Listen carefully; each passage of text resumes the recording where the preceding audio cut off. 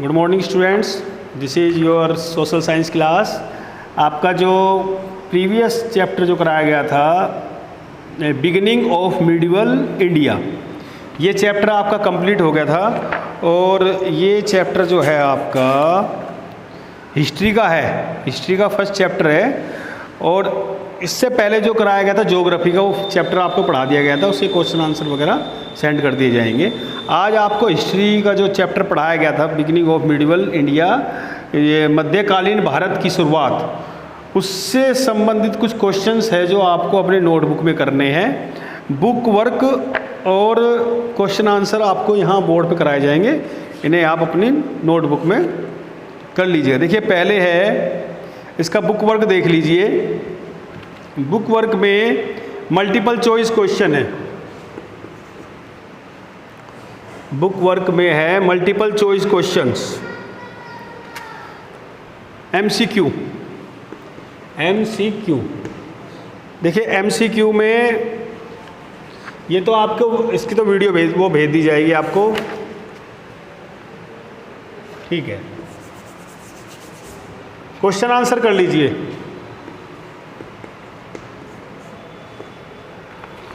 इसकी जो book work है, इसकी पिक्चर आपको सेंड कर दी जाएगी। क्वेश्चन आंसर देखिए, ये आपको नोट डाउन करने हैं। शॉर्ट आंसर टाइप क्वेश्चंस दिए हुए इसमें कुछ, जैसे पहला है what is the medieval period. Question number first है व्हाट इज मिडिवल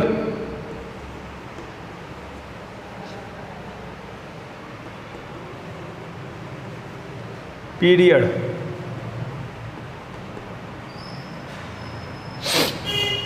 मध्यकालीन जो ये काल था, मध्यकालीन काल, ये क्या था, इसके बारे में बताना है कि what is the medieval period. देखिए इसके बारे में मैं आपको बताता हूँ मिडिवल पीरियड क्या था।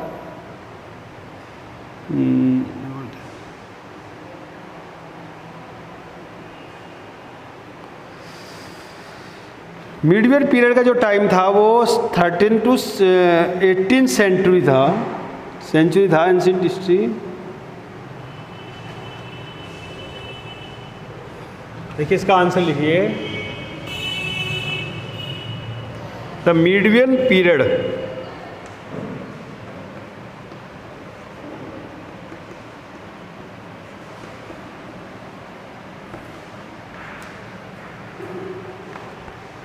in India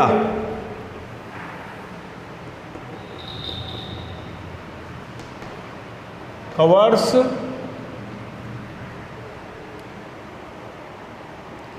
the period from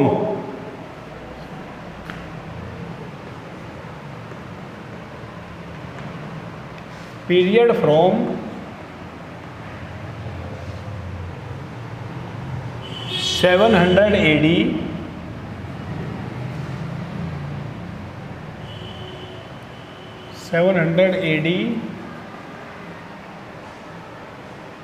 to about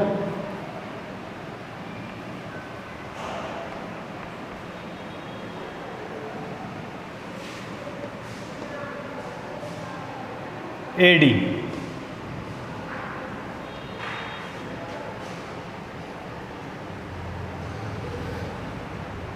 इसका जो टाइमिंग था मिडिवल पीरियड का इंडिया में, covers the period of from 700 AD to about 1800 AD।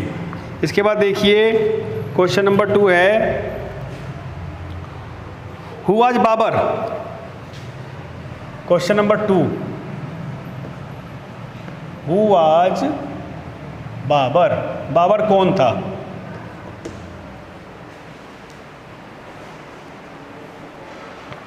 Who was Babar. देखिए बाबर वाले इस पर आ जाइए।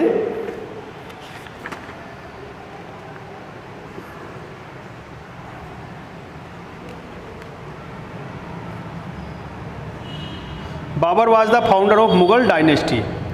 बाबर, इसका आंसर आगा आपका यहाँ से, बाबर मुगल जो शासन था उसकी नींव रखने का जो श्रेय जाता है वो बाबर को जाता है। Babar was the founder, Babar was the founder, Mughal कालीन शासन की व्यवस्था करने का जो संस्थापक जो था, फाउंडर ऑफ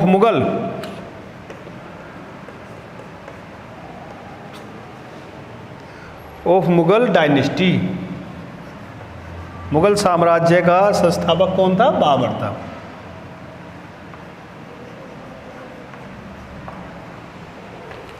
ये आपके 2 क्वेश्चन हो गए।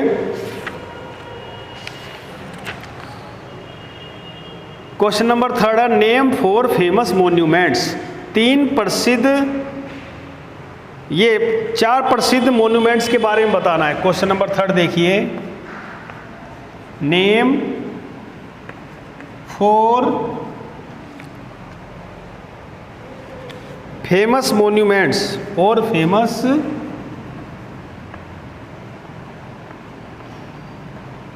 यानी संग्रहालय जो थे फेमस, उनके बारे में बताना है। मोन्यूमेंट्स, मोन्यूमेंट्स कौन कौन से 4 है, उनके नाम बताने हैं। देखिए रेड फोर्ट वगैरह है, ये सब फेमस मोन्यूमेंट्स कौन कौन से इसमें देख लीजिए। रेड फोर्ट है, और ये जामा मस्जिद, गोल्डन टेम्पल, कुतुब मीनार, है ना। लिखना 4 फेमस मोन्यूमेंट्स आर, यहाँ से स्टार्ट करना, 4 famous monuments are Taj Mahal, red fort, लाल रेड फोर्ट के बाद हो गया आपका गोल्डन टेम्पल,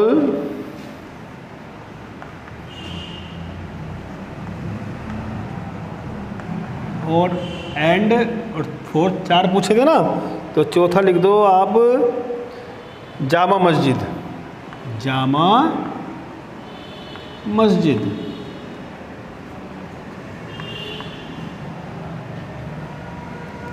जामा मस्जिद,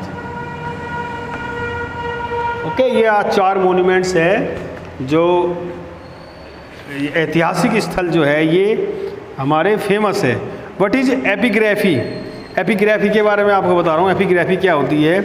ये एक साइंटिस्ट प्रोसेस है that is related with study of inscriptions. जो शिलालेख वगैरह का जो अध्ययन करते हैं लोग, जो शिला पे यानी जो पत्थर की शिला होती है, और जो पत्थरों पे जो राइटिंग लिखी होती है, उस राइटिंग को जो पढ़ने वाला जो प्रोसेस होता है उसे एपिग्राफी बोलते हैं। एपिग्राफी। तो इसी से रिलेटेड एक क्वेश्चन है आपका, what is epigraphy? Question number 5 देखिए, 1 2 बाबर का हो गया, 3 फेमस मोन्यूमेंट्स। एपिग्राफी कर लीजिए। 4th क्वेश्चन रहने दीजिए, व्हाट इज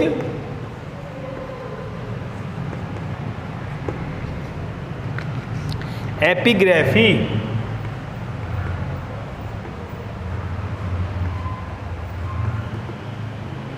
इसका आंसर है आपका ये, this is a scientific process. Epigraphy is a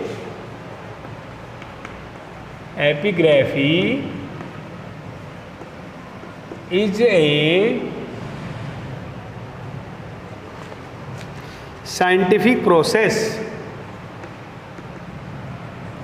scientific process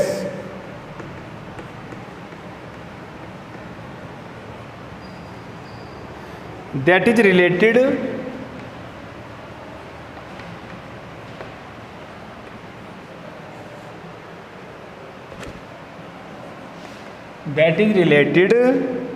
with study of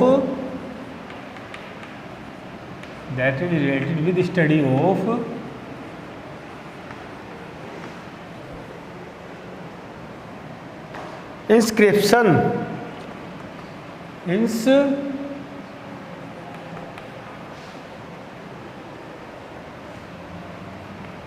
inscriptions. ये आपके 4 क्वेश्चंस हो गए हैं। कुछ लॉन्ग क्वेश्चंस भी है, आपको 1-2 लॉन्ग क्वेश्चंस भी कराए जाएंगे, इसे आप नोट डाउन कर लीजिए। ये शॉर्ट क्वेश्चंस थे आपके।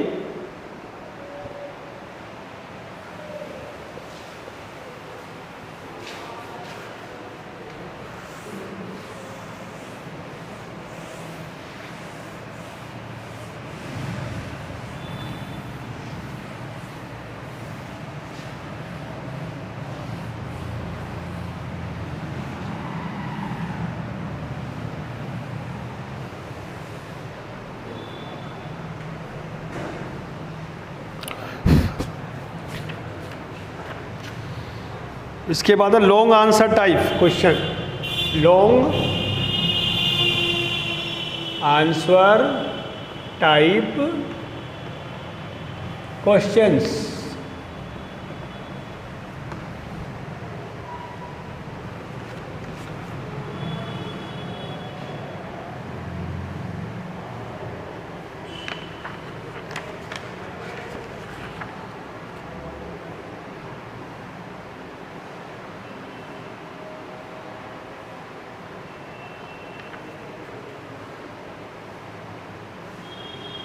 देखिए इसमें हाउ डिड दिल्ली सल्तनत स्टेब्लिश इन इंडिया, दिल्ली सल्तनत किस तरह से भारत में जो स्थापित हुई थी उसके बारे में बताना एक क्वेश्चन है। हाउ डिड से देख लीजिए, ये ज़्यादा नहीं कराए जाएंगे, आपको 2-3 क्वेश्चंस कराए जाएंगे। हाउ डिड दिल्ली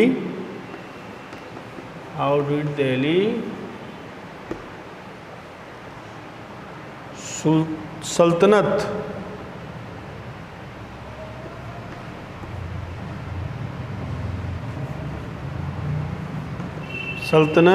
स्टेब्लिश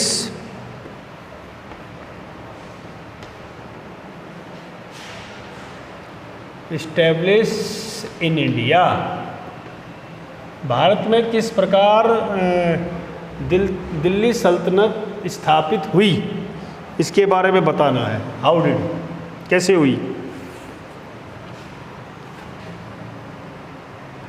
देखिए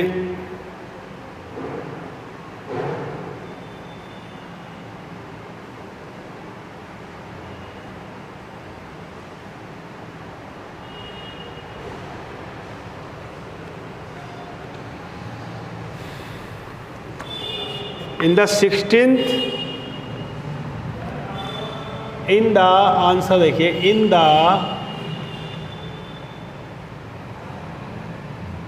16th सेंचुरी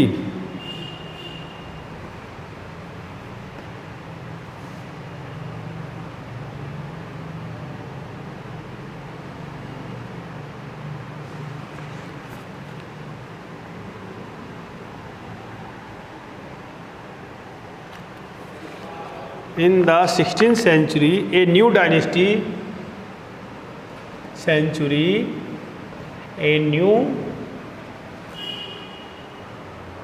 एक नया साम्राज्य आया था, एक नया साम्राज्य आया, a new dynasty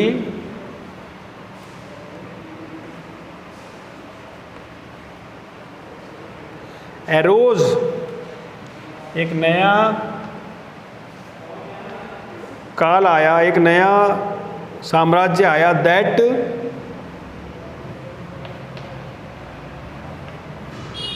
was Mughal dynasty, that was जो मुगल काल था, मुगल डायनेस्टी। कौन सा काल आया? मुगल डायनेस्टी।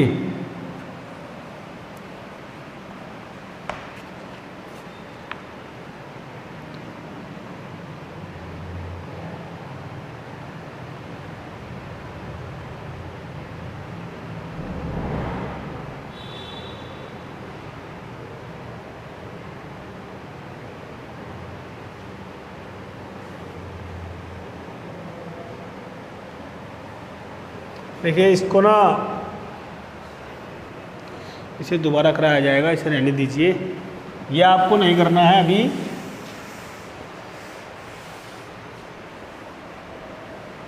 ये इसका आंसर ये लिखना है।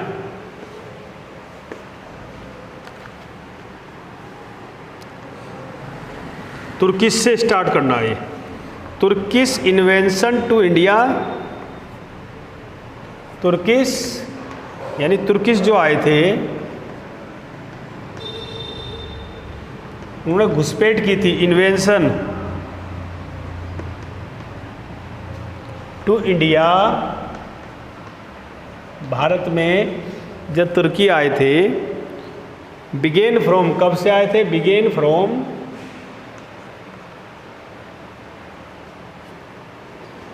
1000 AD ऑनवर्ड्स। इसके बाद से यानी 1000 इस शताब्दी से पहले आने शुरू हुए थे। Onwards they took the advantage of internal struggle. They took, उन्होंने फायदा उठाया यहाँ। They took the advantage, advantage means होता है फायदा। उन्होंने यहाँ जो आपस में लड़ाई झगड़े चल रहे थे देश के अंदर, उन्होंने उसका फ़ायदा उठाया। Advantage of the internal struggle, of the internal struggle, internal struggle and establish there kingdom. And और उन्होंने स्थापित कर लिया। And establish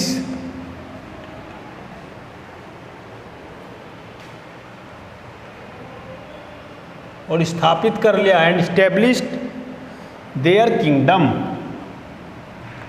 there kingdom in India, in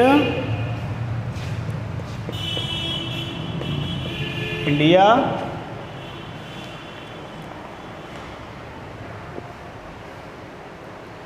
called the Delhi सल्तनत, कॉल्ड द दिल्ली सल्तनत। उसे क्या कहा जाने लगा? दिल्ली सल्तनत। देखिए तुर्किश यहाँ आए भारत में, उन्होंने कब आए थे? वो 1000 AD के बाद आए। दे टुक, उन्होंने यहाँ का फ़ायदा उठाया। जो देश के अंदर संघर्ष चल रहा था उसका उन्होंने फ़ायदा उठाया और यहाँ पर अपना राज्य स्थापित किया। उसे क्या कहा जाता था? दिल्ली सल्तनत। देखिए जो बाबर आया था वो दिल्ली सल्तनत को, उन्होंने बाद में दिल्ली सल्तनत के बाद बाबर का राज आया था, हुमायूं वगैरह जो थे उनका। ठीक है, ये आपका लॉन्ग क्वेश्चन है, क्वेश्चन फर्स्ट। इसके बाद देखिए एक क्वेश्चन और बता देते हैं आपको।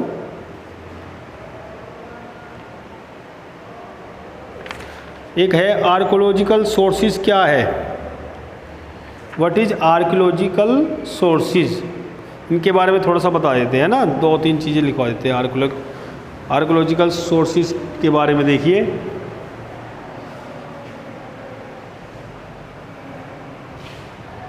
इसे मैं रफ कर रहा हूँ।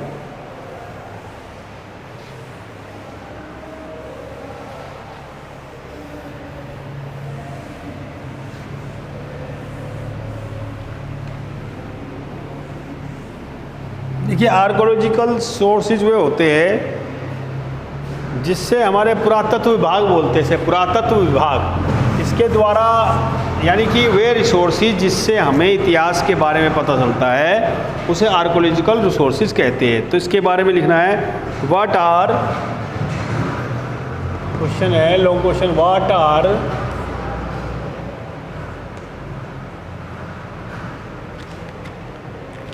आर्कोलॉजिकल सोर्सेज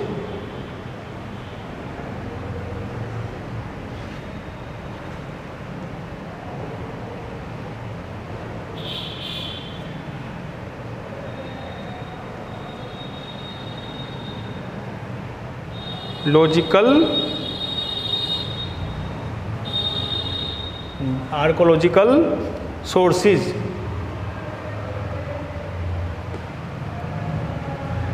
क्या? ये जो पुरातत्व जो स्रोत है ये क्या है? यानी किससे हमें पता लगता है, देखिए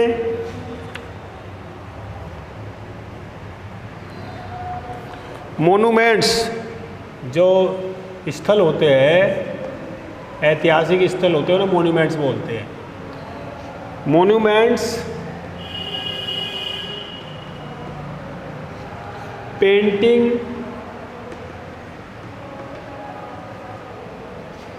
इंस्क्रिप्शंस, जो शिलालेख वगैरह होते हैं, इंस्क्रिप्शंस, स्कल्पचर्स जो होते हैं, मैं आपको बताया था जो मूर्ति कला वगैरह होती है उसे स्कल्पचर्स बोलते हैं। इंस्क्रिप्शंस, स्कल्पचर,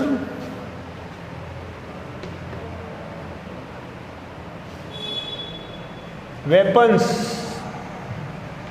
जो पुराने हथियार वगैरह मिले उससे भी पता लगता है। टूल्स, औजार वगैरह जो थे, कपड़े, क्लॉथ्स, कॉइन, सिक्के, उस समय के जो सिक्के थे, कॉइन, ऑर्नामेंट्स, कोई आभूषण वगैरह जो थे, ऑर्नामेंट्स,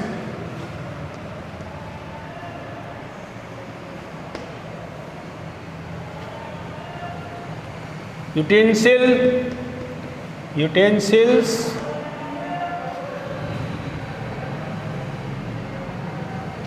एक्सेट्रास। यूटेंसिल्स होते हैं बर्तन वगैरह जो होते थे, उस समय जो बर्तन वगैरह होते थे उनसे भी हमें ये आर्कोलॉजिकल सोर्सेज का, यानी कि जो पुरातत्व विभाग है, जो हिस्ट्री है, उसके बारे में पता लगता है कि उस समय कपड़ों से, जो औजार थे, कॉइन्स थे, इन सब से ये जो है आर्कोलॉजिकल सोर्सेज है, आर इंक्लूडेड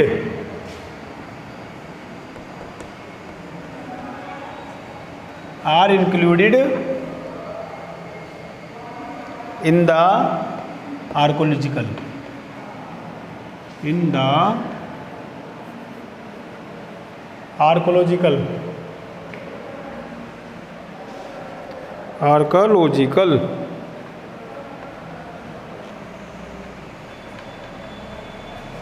archaeological sources।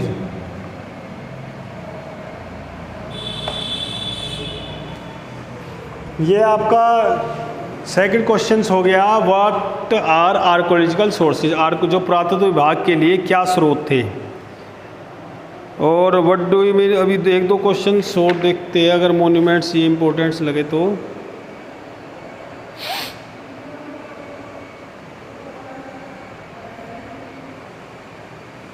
देखिए एक क्वेश्चन और करा देते हैं आपको, इसे भी कर लीजिए।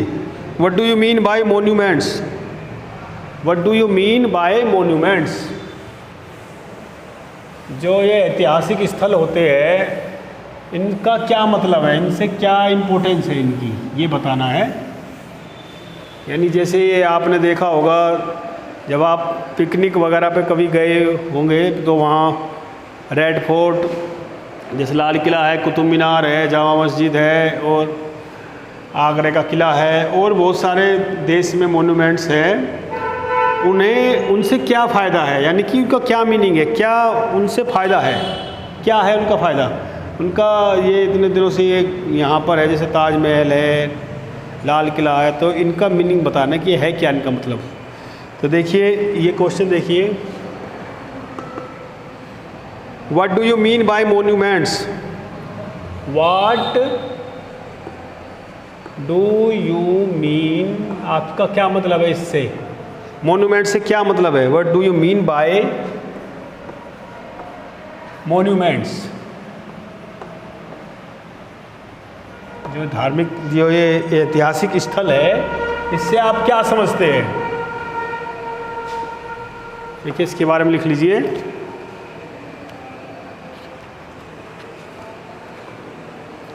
हिस्टोरिकल बिल्डिंग्स जो होती है, ऐतिहासिक जो बिल्डिंग्स होती है, हिस्टोरिकल बिल्डिंग जो होती है वो आर कंसिडर्ड, उन्हें माना जाता है, are considered are considered as monument, as monument उन्हें क्या बोला जाता है, क्या माना जाता है, मोन्यूमेंट्स कहा जाता है, जो ऐतिहासिक स्थल होते हैं हमारे, एज मोन्यूमेंट्स, जैसे कि such as red fort,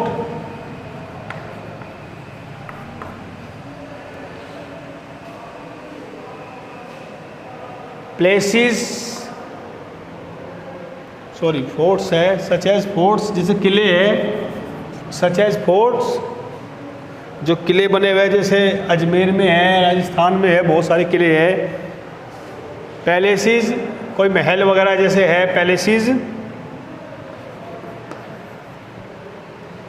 temple, मंदिर मिल जाएंगे आपको, बहुत पुराने मंदिर, टेम्पल्स एक्सेट्राज,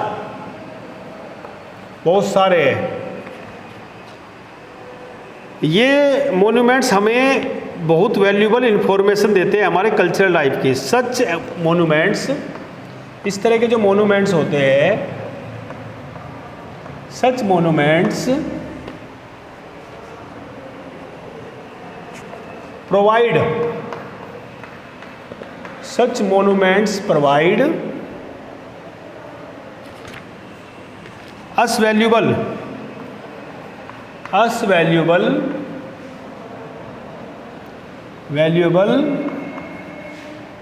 इंफॉर्मेशन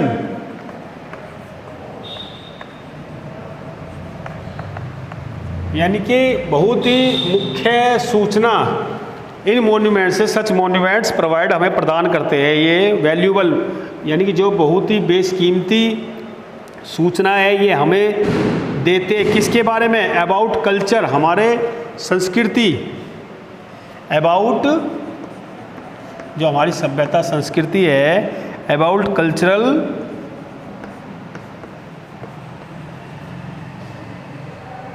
हमारी सभ्यता एंड सोशल लाइफ, और सामाजिक जीवन, यानी उस समय सामाजिक जीवन कैसा था, and social life of that period,